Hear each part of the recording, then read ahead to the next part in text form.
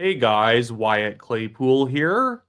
Every time I think this election issue in the BC provincial riding of Surrey-Guildford is going to go quiet and we're not going to hear any more updates about it, and maybe the issue just gets resolved quietly by the courts with no substantial change, more revelations come out. If you don't know what the story is about already, there is this riding in the BC provincial election that the BC NDP's MLA candidate, Gary Begg, only won by 22 votes. This riding really matters because the BC NDP only have a bare majority in the legislature with the seat. They have 47 seats, and you need exactly 47 seats in order to have a majority. Even now, they don't technically have a majority because they do have to put forward the Speaker of the legislature, which means if they want to pass stuff with only their votes, it's a very long and arduous process. So even now, they're having to rely on the Greens. If this Surrey Guildford riding gets overturned and then the BC Conservatives pick it up in a by election, that would mean the NDP would fall into a very shaky minority government that requires the Greens to help them pass everything. And the problem is, as much as you would think the NDP and the Greens get along on a lot of issues, the issue is as soon as they're having to negotiate with the Greens on everything, things slow down a lot. And even then, the Greens don't agree with the NDP on several major issues, which means that this could throw the BC government into a complete stalemate and may require a new election be held altogether. So I'm going to take you through some of the new stuff that we know coming out of Surrey Guildford. Again, a riding the BC NDP only won by 22 votes, and more than 45 irregularities have already been found. The most crazy stuff coming out of this one lodge, Argyle Lodge, that seems to just be wall to wall with potential voter fraud.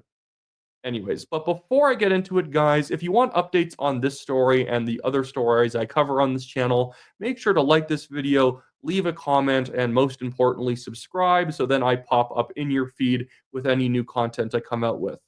Anyways, here is BC Conservative leader John Rustad, a clip from his recent press conference talking about a new revelation that came out of Surrey Guildford from this Argyle Lodge that backs up the assertions that this riding may need to be overturned because of the sheer amount of irregularities that have currently been found.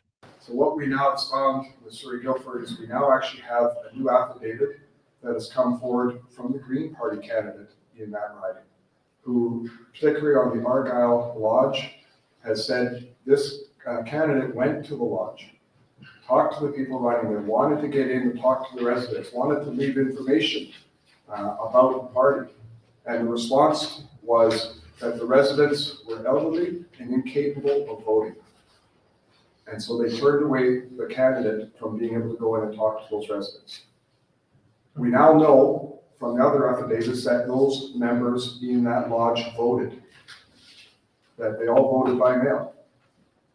He's mentioning that all 21 of the residents of this Argyle Lodge voted, and he said that they voted by mail, which is a key detail if you don't know much about the story yet, because this is a lodge that is 80 meters away from the closest polling location. It would be very easy for the people who live there to go and vote in person themselves, many of whom are perfectly capable of voting and even physically taking themselves to the polling station. Others in the lodge are incapable of voting. Legitimately, they are nonverbal. They have many mental limitations and physical limitations from past drug abuse and their old age.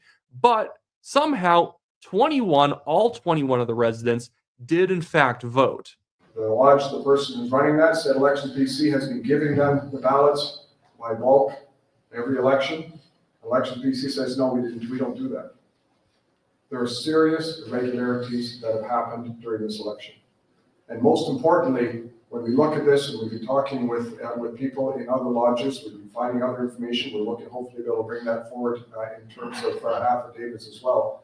It makes me very, very angry to think that our vulnerable citizens, our seniors, potentially have been taken advantage of in terms of how the election process has worked in the province of British Columbia. Now, I've had on the BC Conservative candidate from Surrey Guildford, Hanvir Randawa. I'm not sure if we can release the interview yet because he is currently the one who has brought the petition to the court in order to have the elections results of Surrey Guildford thrown out and have a new by-election called. Now, something that's really hinky that's been going on that Rustad talked about in this long press conference, which I will be linking in the description below and pinned at the top of the comments if you want to watch the full 2 hour thing in full, is that BC Elections was initially investigating. There's been multiple affidavits out showing that this is a serious issue, so showing that there are provable irregularities. One thing that Hanvir told me was the lodge managers, one of which has maxed out donations to the BC NDP in the past, they control the identification cards of all of the residents. Now that's really sketchy because one of the things that you need to be able to send and mail in ballot is your ID photocopied. Who do you think the one in the lodge is who has access to their IDs and the photocopier?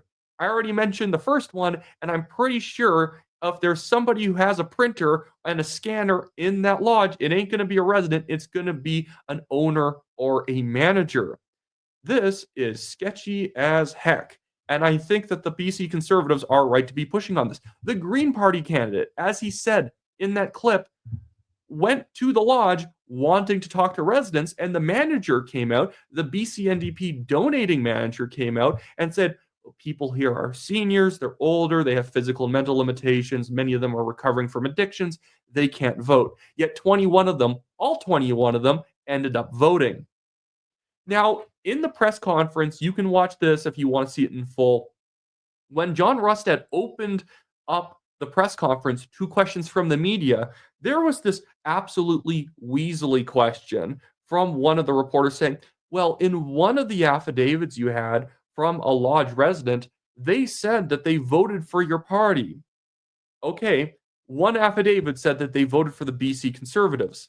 One, how do I know that they actually voted Conservative? Or a lodge manager said, oh, we're voting. Who are you going to vote for? Conservative. Oh, okay. And then they just marked down NDP and sent it in.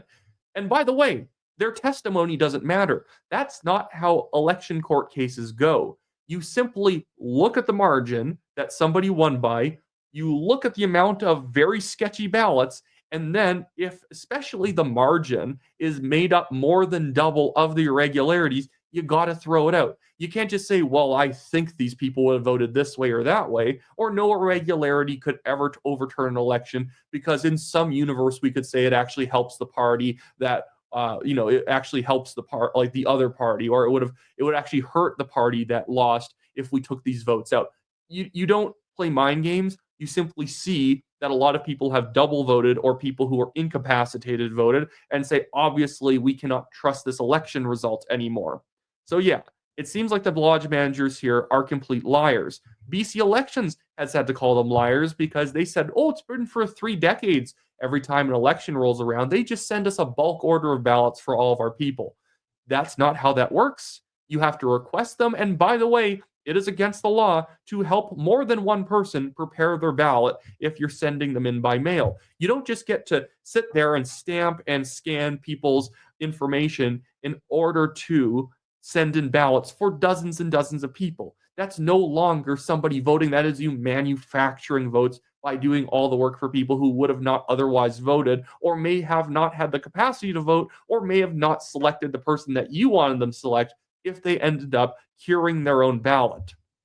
But yeah, this is obviously just insane. It's insane that BC Elections was investigating and then decided to say, no, we're not investigating anymore because, there's an ongoing court case.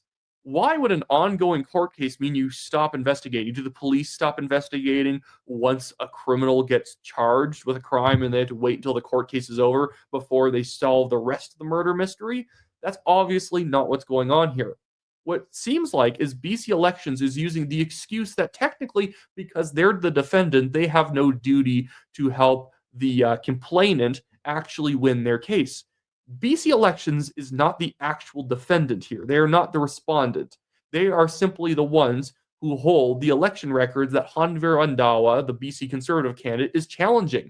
It's not their job to defend whatever the result was Their job is to look at the evidence, and as the people, they must be the ones, they have to be sued because they're the ones who hold the records.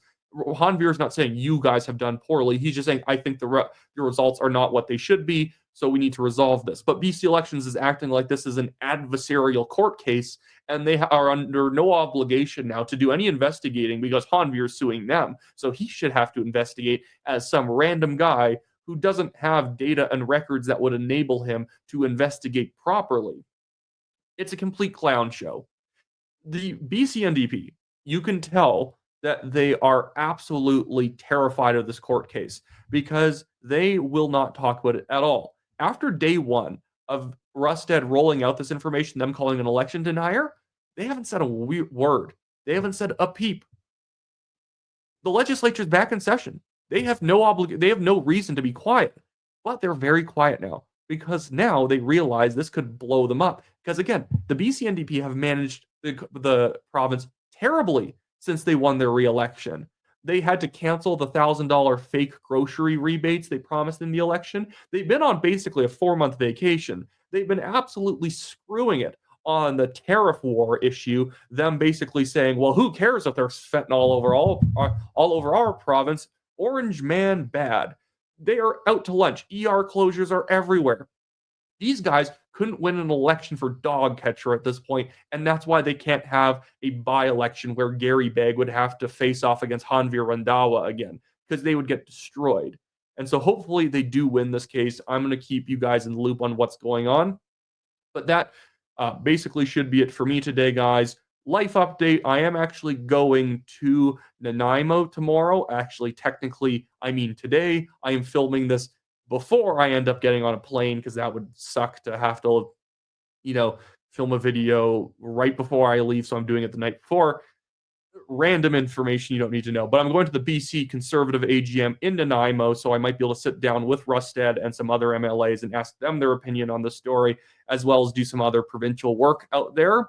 And I want to give you guys a reminder, hey, if you live in the riding of Willowdale, Ontario, for the federal side of things, please consider buying a Conservative Party membership, federal, and voting for Jeff Yang in the upcoming nomination. He's a very good candidate.